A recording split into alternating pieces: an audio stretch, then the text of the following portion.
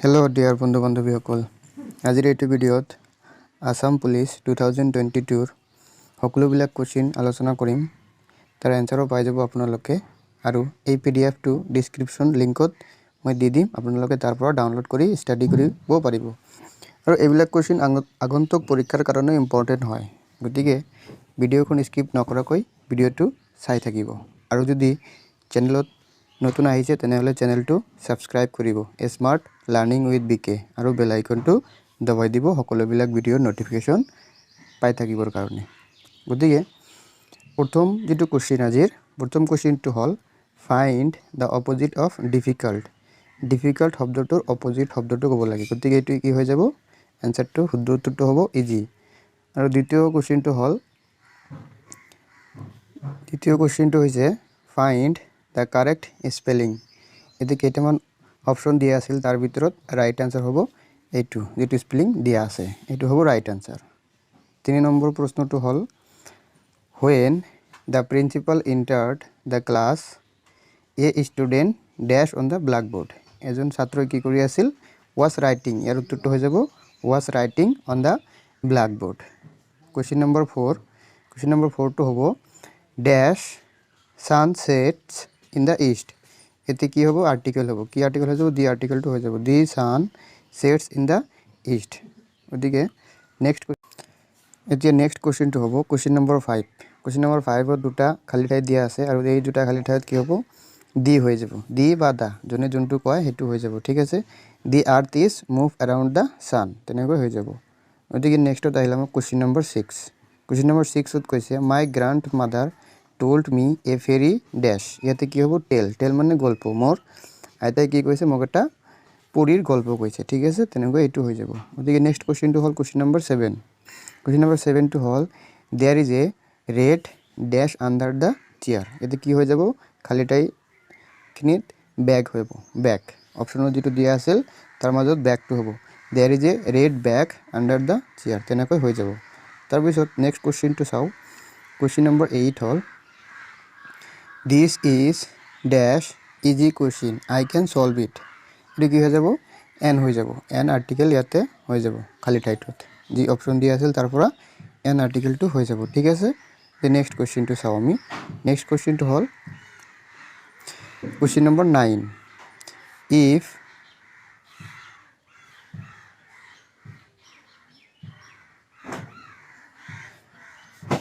ওদি question number 9 টো হল I feel sorry for his kind কিছুমানে কৈছে যে for his kind আৰু কিছুমানে কৈছে for these kids তো কোনটো হয় এটো আপোনালোকে জানে আৰু আনসারটো 4 এ হ'ব ঠিক আছে 4 টো এই খালি ঠাইখিনিত 4 হৈ যাব ঠিক আছে নেক্সট কোশ্চেন নম্বৰ 10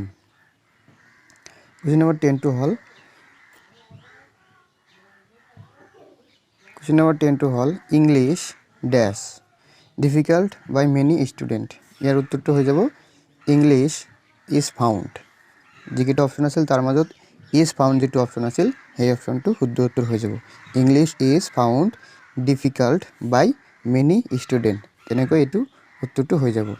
ওদিকে নেক্সট কোশ্চেনটো হল question number 11 there are 4 dash on the desk ডেস্কৰ ওপৰত কি আছিল চাৰিটা কি আছিল অপচনৰ ভিতৰত অপচনৰ পৰা কি হ'ব এপল অপচনটো শুদ্ধ উত্তৰ হৈ যাব যে নেক্সট কোশ্চেনটো হল কোশ্চেন নম্বৰ 12 টো হৈছে which one is incorrect কোনটো শুদ্ধ নহয় তো ইয়াৰ পৰা ৰাইট আনসাৰ হৈ যাব চিলড্ৰেনছ এটো ৰাইট আনসাৰ হৈ যাব নেক্সট কোশ্চেনটো হল কোশ্চেন নম্বৰ 13 কোশ্চেন নম্বৰ 2 আছে please give me dash of bread ইয়াতে কি হ'ব শুদ্ধ উত্তৰটো পিস হ'ব please give me piece of bread ঠিক আছে তাৰ পিছত নেক্সট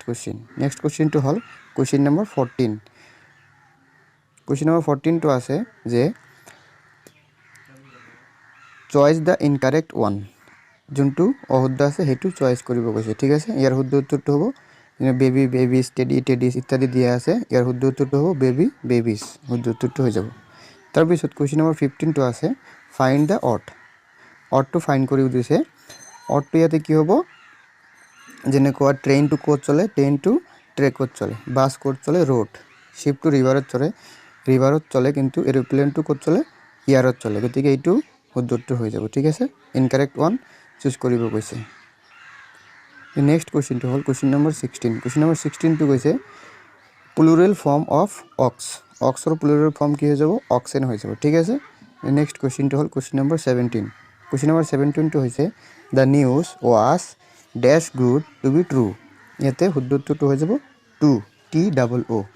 তেনেকৈ হৈ যাব the news was too good to be true ঠিক আছে নেক্সট কোৱেশ্চন চাওঁ নেক্সট কোৱেশ্চনটো হ'ল কোৱেশ্চন নম্বৰ 18 ইয়াতে কি আছে ফাইণ্ড দ্য অড ওৱান ইয়াতে কি আছে বাট ইন অৰ এণ্ড ইয়াৰ পৰা শুদ্ধ উত্তৰটো ইন হ'ব ইন কিয় হ'ব দোস্ত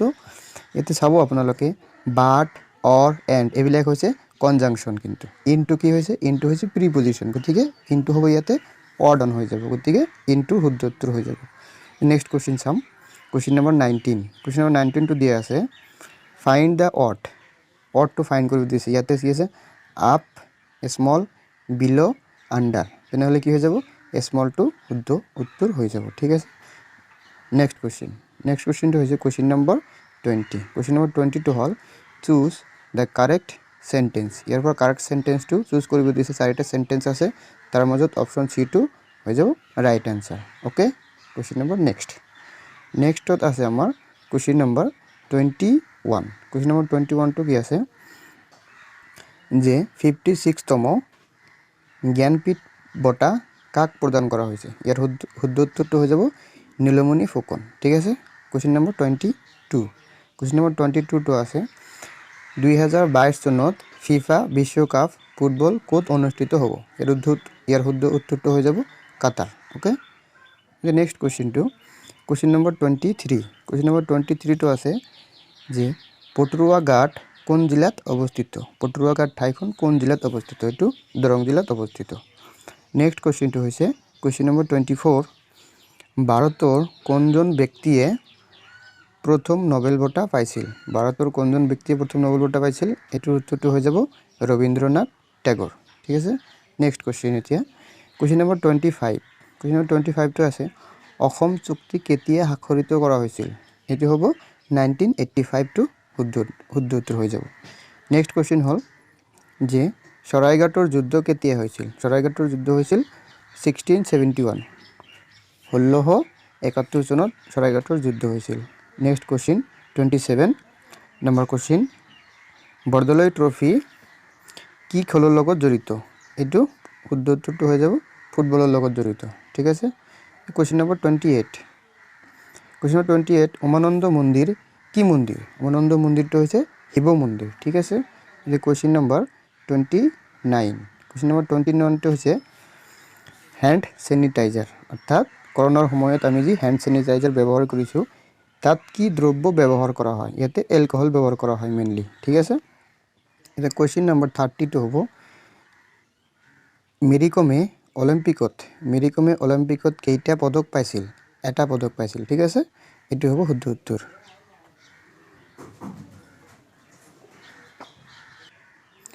নেক্সট কুৱেশ্যন নম্বৰ 31 হতিহদনী কোন ৰাজবংশৰ ৰাণী আছিল হতিহদনী চুতীয়া ৰাজবংশৰ ৰাণী আছিল নেক্সট কুৱেশ্যনটো হ'ল কুৱেশ্যন নম্বৰ 32 বিশ্ব স্বাস্থ্য সংস্থা অৰ্থাৎ WHO ওয়াৰ্ল্ড হেলথ অৰ্গানাইজেশনৰ মুখ্য কাৰ্যালয় ক'ত অৱস্থিত এটো জেনেভাত অৱস্থিত আছে ঠিক আছে নেক্সট কুৱেশ্যন নম্বৰ 33 টো হ'ল কুৱেশ্যন নম্বৰ 33 কলিয়া ভোমৰা দলংখনে কোন দুখন জিলাক সংযোগ কৰিছে তো ইয়াৰ উত্তৰটো হৈ যাব নগাঁও আৰু শোণিতপুৰ ঠিক আছে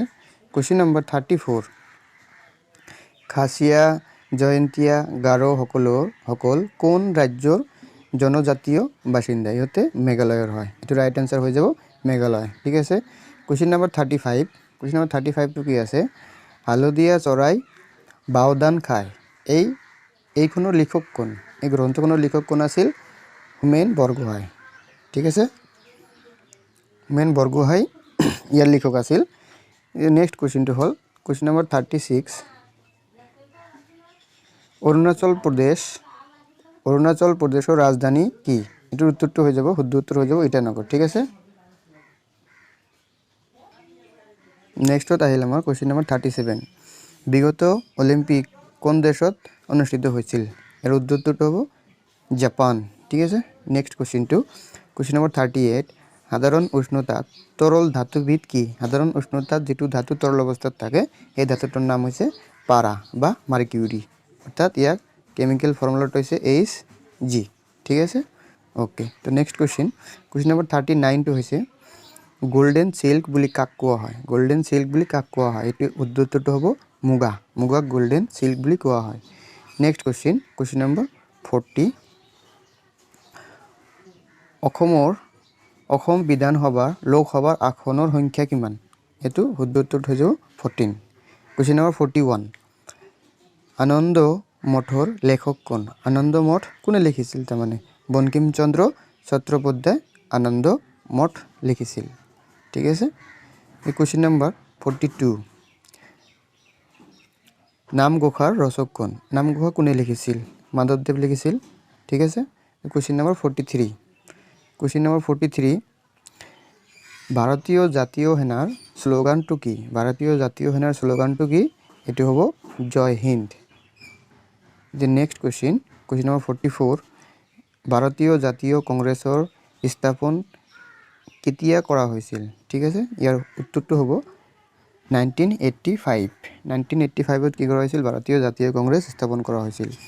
next question number 45 question number 45 টো আছে 1935 অৰ্থাৎ 1935 চনত মুক্তি লাভ কৰা জয়মতীৰ পৰিচালক কোন আছিল জয়মতীৰ পৰিচালক কোন আছিল ইয়াৰ উত্তৰটো হ'ব জ্যোতিপ্ৰসাদ আগৰৱালা ঠিক আছে নেক্সট question number 46 টো আছে এখন থানাৰ ওসি জনক কি বুলি জনা যায় এখন থানাৰ ওসি জনক কি বুলি জনা যায় উপ পৰিদৰ্শক বুলি জনা যায় question number 47 সাবৰমতী আশ্ৰম ক'ত আছে সাবৰমতী আশ্ৰমটো গুজৰাটত আছে ঠিক আছে নেক্সট question number 48 ভাৰতীয় ৰাষ্ট্ৰীয় সংগীতৰ ৰচক কোন ভাৰতীয় ৰাষ্ট্ৰীয় সংগীতৰ ৰচক হ'ল ৰবীন্দ্ৰনাথ টেগোৰ question number 49 কোনটো ঠাই ব্ৰহ্মপুত্ৰৰ উত্তৰ পাৰত নাহে তাৰমানে ব্ৰহ্মপুত্ৰৰ উত্তৰ পাৰত কোনটো ঠাই নাহে এটো হ'ব আনসাৰটো হ'ব Golaghat next question number 50 doctor Banikanta Kakati এজন কি আছিল এটো কোৱেশ্চনত সুধিছে ইয়াৰ পৰা শুদ্ধ উত্তৰটো হৈ যাব ভাষাবিদ আছিল বা ভাষা তত্ত্ববিদ বা ভাষাবিদ আছিল নেক্সট question number 51 হেমকোষ কি আছিল হেমকোষ আছিল অভিধান আছিল এখন ঠিক আছে question number 52 ইয়াণ্ডাবু সন্ধি কেতিয়া স্বাক্ষৰিত কৰা হৈছিল এটো 1826 চনত স্বাক্ষৰিত কৰা হৈছিল তাৰ পিছত question number 53 অসমত কেতিয়া ডাঙৰ ভূমিকম্প হৈছিল এটো হ'ব 1950 চনত অসমত ডাঙৰ ভূমিকম্প হৈছিল নেক্সট question number 54 আছে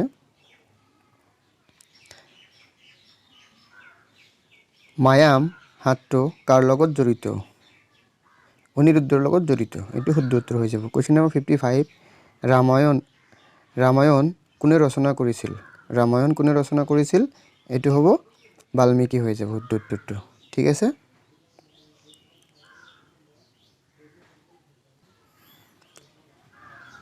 ইয়াতে এটা বস্তু ভুল হৈছে বন্ধুবিলাক আপোনালোকে চাই ল'ব মই ৰামায়ণ স্পেলিংটো লিখা ভুল হৈছে এটো ৰামায়ণ হ'ব ঠিক আছে ওকে question number 56 টো হ'ব যে পৃথিৱীৰ আটাইতকৈ ডাঙৰ মহাদেশ কোনখন এটো সকলোৱে জানে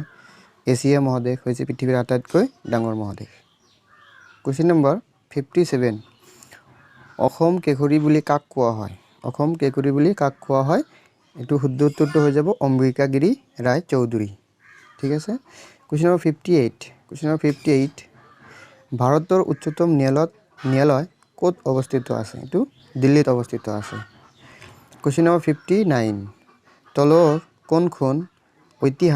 ঐতিহাসিক স্থান ইয়াৰ চাৰিটা অপচনৰ ভিতৰত যেটো কাৰংগৰ আছিল হেতু হ'ব শুদ্ধ উত্তৰ তাৰ পিছৰ কোৱেশ্চনটো হৈছে question number 60 পথৰুঘাট কোন জিলাত অৱস্থিত এটো দৰং জিলাত অৱস্থিত তাৰ পিছৰ কোৱেশ্চনটো হৈছে 61 এটো ম্যাথছৰ কোৱেশ্চন হয় সো চাব এজন মানুহে 30 মিনিটত কি কৈছে এজন মানুহে 30 মিনিটত 200টা শব্দ টাইপ কৰিব পাৰে তেনেহলে তেওঁ 12 মিনিটত কিমানটা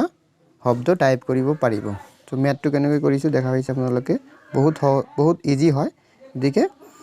চাওক এজন মানুহে যদি 30 মিনিটত 200টা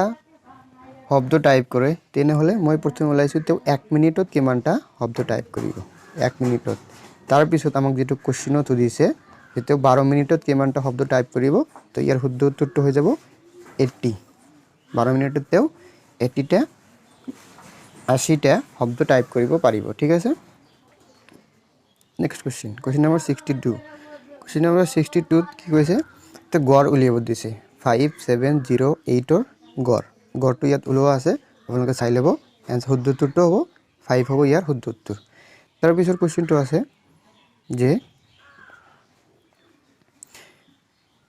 এইটো এটা ক্ৰম দিয়া আছে যেনেকৈ 5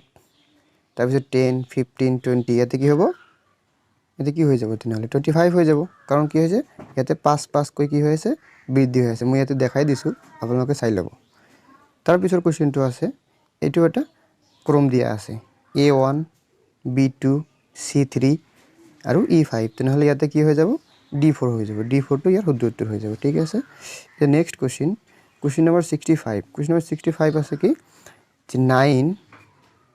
9 রিপ্লাই কি দিছে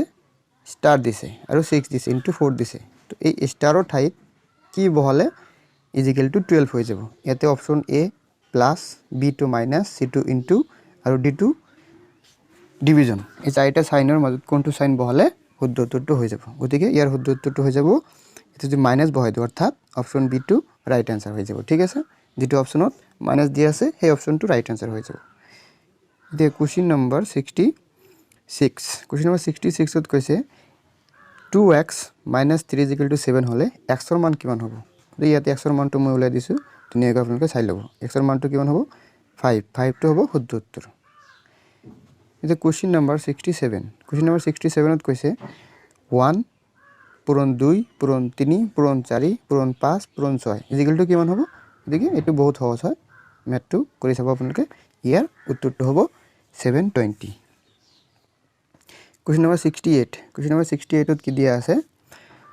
16 13 27 18 এই চাৰিটা সংখ্যাৰ মাজত বৰ্গ সংখ্যা কোনটো হয় obviously বৰ্গ সংখ্যাটো কিমান হয় 16 টো বৰ্গ সংখ্যা হয় কাৰণ 4 স্কয়াৰ কৰিলে আমি কিমান পাও 60 পাও आंसर বিলাক দিয়া আছে আপোনালোকে চাই লব কোশ্চেন নম্বৰ 69 ইয়াতে এটা ক্ৰম দিয়া আছে তাৰ পৰা অমিল কোনটো হেতু ওলাব দিছে যেনেকুৱা 3 7 6 13 তো আমি জানো 3 7 আৰু 13 কি হয় মৌলিক সংখ্যা হয় গতিকে 6 টো ইয়াতে অমিল আছে এই কোশ্চেন নম্বৰ 70 টো আছে 9 প্লাস স্টাৰ দিয়া আছে তাৰ পিছত প্লাস তাৰ পিছত 2 তাৰ পিছত প্লাস তাৰ পিছত 7 তো এই স্টাৰৰ ঠাইত কি বহালে এই সংখ্যাটো 9 ৰে বিভাজ্য হ'ব তাৰ পিছত ইয়াৰ শুদ্ধ উত্তৰটো হ'ব কি অপচন ডি যেটো অপচনত 9 দিয়া আছে হেতু হ'ব শুদ্ধ উত্তৰ মই ইয়াতে কৰি দিয়া আছে আপোনালোকে চাই লব কোশ্চেন নম্বৰ 71 ত ক্ৰম দিয়া আছে এটা কি ক্ৰম দিয়া আছে যেনেকুৱা 9 16 13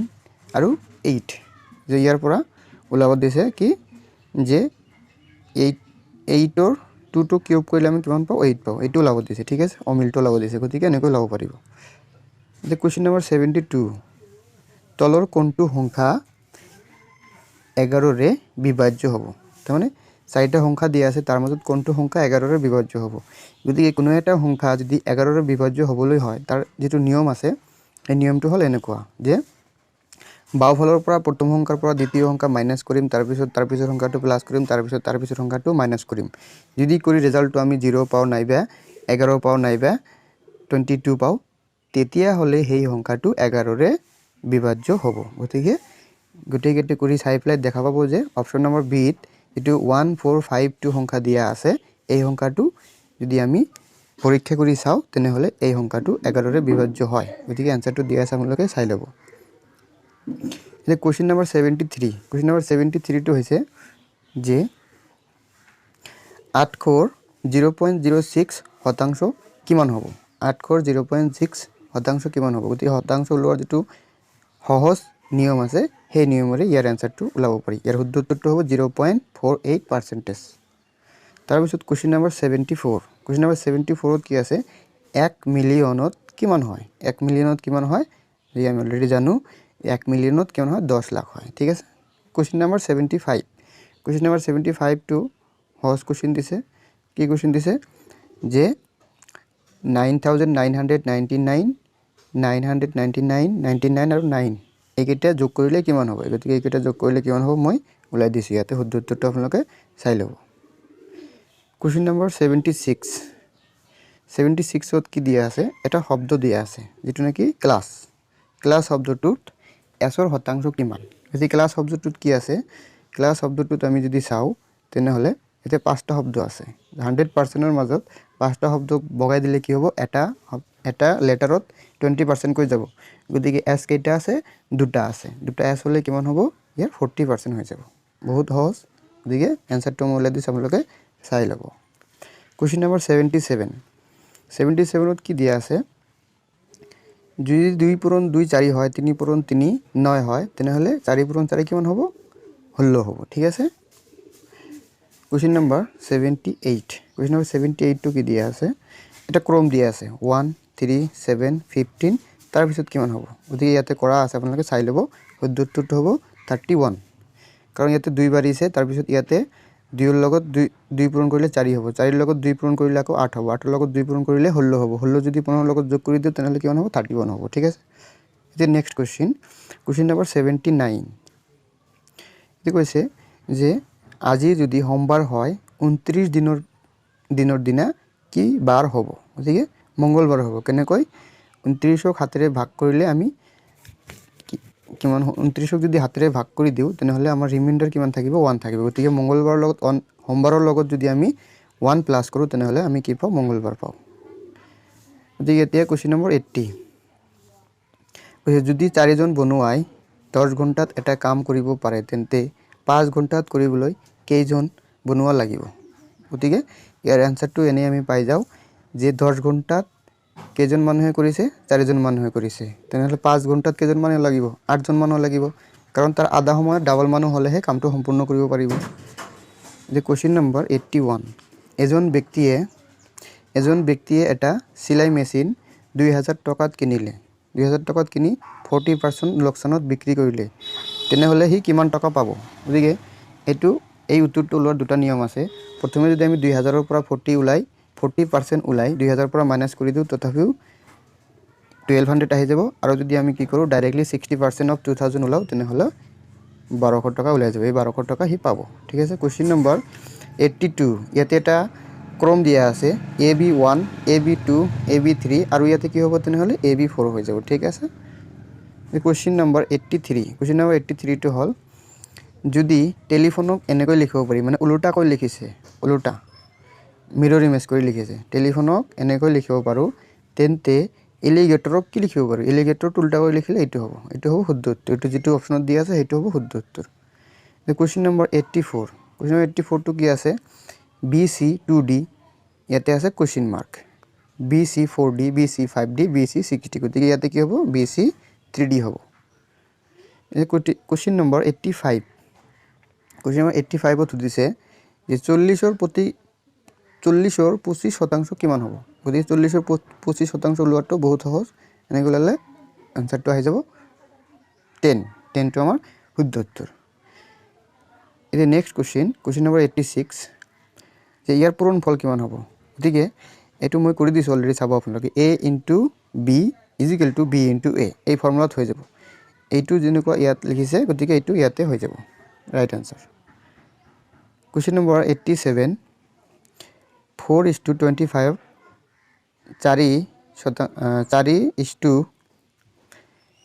4:25ক শতাংশত প্ৰকাশ কৰা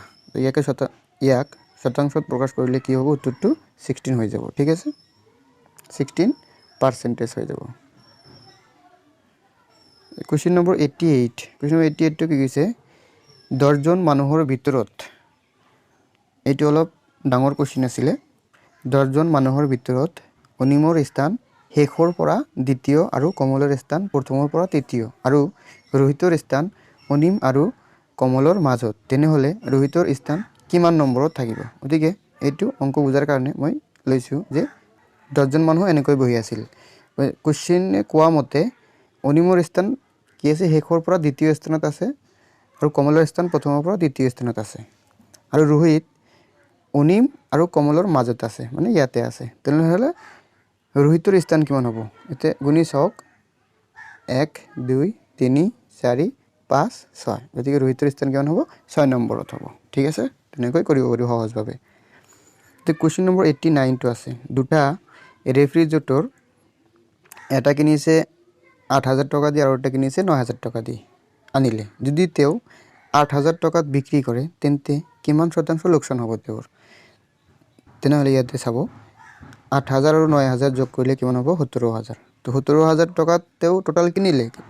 তেও বিকিলে কিমানত 8500 টকাত তাৰমানে তেওঁৰ কি হ'ল 50% লোকসান হ'ল কোৱেশ্চন নম্বৰ 90 ছাত্ৰ সন্থাৰ লগত অসম চুক্তি কিমান চনত স্বাক্ষৰিত হৈছিল এটো হ'ব 15 আগষ্ট 1885 কোৱেশ্চন নম্বৰ 91 20 জন ল'ৰা আৰু 15 জন ছোৱালীৰ অনুপাত কি হ'ব এতিয়া 20 জন ল'ৰা আৰু 15 জন ছোৱালীৰ অনুপাতটো 4:3 হৈ যাব কোৱেশ্চন নম্বৰ 92 5000 টকাৰ 4% হাৰত 2 বছৰৰ ঘৰুৱা সুদ কিমান হ'ব গতিকে এটো কিমান হ'ব উত্তৰটো হৈ যাব 400 টকা কেনেকৈ ওলাব লাগে ইয়াতে কৰি দিছো চাই ল'ব কোৱেশ্চন নম্বৰ 93 ইয়াতে এটা ক্ৰম দিয়া আছে যে 13 6 9 আৰু 23 এটো আগৰ এটা কোৱেশ্চনৰ নিচিনাই হয় ইয়াতে 6 টো হ'ব ৰাইট আনসাৰ কাৰণ বাকি বিলাক হৈছে আমাৰ কি মৌলিক সংখ্যা কোৱেশ্চন নম্বৰ 94 গুড যদি ব্যাড হয় তেনেহলে রুফটো কি হ'ব রুফটো কি হ'ব ফ্লোর হ'ব অপোজিট তা মানে কোৱেশ্চন নম্বৰ 95 যেনেকুৱা ইয়াতে দিছে নয়ডা NOIDA তো এনৰ পিছৰ সংখ্যাটো ইয়াত দিছে ওৰ পিছৰ সংখ্যাটো ইয়াত দিছে আইৰ পিছৰ সংখ্যাটো ইয়াত দিছে ডিৰ পিছৰ সংখ্যাটো ইয়াত দিছে আৰু এৰ পিছৰ সংখ্যাটো ইয়াত দিছে ঠিক তেনেকৈ ইয়াতেও লিখিছে দিল্লীটো লিখিছে ডিৰ পিছত ই হয় ইৰ পিছত এফ হয় এলৰ পিছত এম হয় এইচৰ পিছত আই হয় আইৰ পিছত জে হয় তেনেহলে দিল্লীত কি হ'ব উত্তৰটো এইটো হৈ যাব ঠিক আছে question number 96 find da odd on যে কি কৈছে প্ৰিন্সিপাল টিচাৰ লেকচাৰ ষ্টুডেন্টটো কি হৈ যাব অড হৈ যাব কাৰণ প্ৰিন্সিপাল টিচাৰ আৰু লেকচাৰাৰ এইবিলাক কি হয় শিক্ষক হয় ষ্টুডেন্টটো ছাত্ৰ হয় গতিকে এইটো অড অন হৈ যাব question number 97 this is a dash question I can solve it তাৰ মানে ইয়াতে আৰ্টিকেলৰ ব্যৱহাৰ হ'ব মুঠতে ইয়াতে এ হ'ব সৰি ইয়াতে হ'ব কি ভেৰি ইজি যিটো অপচন আছিল ভেৰি ইজি হৈ যাব ইয়াতে ভেৰি ইজি হ'ব ঠিক আছে এতিয়া কোৱেশ্চন নম্বৰ 98 এটা আগৰ কোৱেশ্চনটোৰ নিচিনাই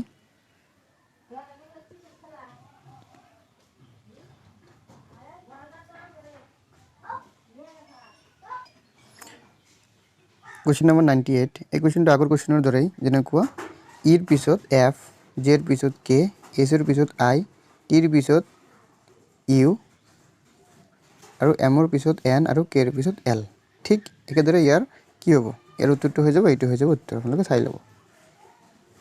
question number 99 E K K G M M I O O ইয়াৰ পিছত কি হৈ যাব উত্তৰটো হৈ যাব K Q Q question number 100 কি কৰিছে এৰেঞ্জ কৰিব দিছে এৰেঞ্জটো কেনেকৈ হ'ব ৰুফ ওয়াল ফ্লোৰ সিলিং তেনেকৈ হৈ যাব এই ভিডিওটো সম্পূৰ্ণ চাই থকাৰ কাৰণে ধন্যবাদ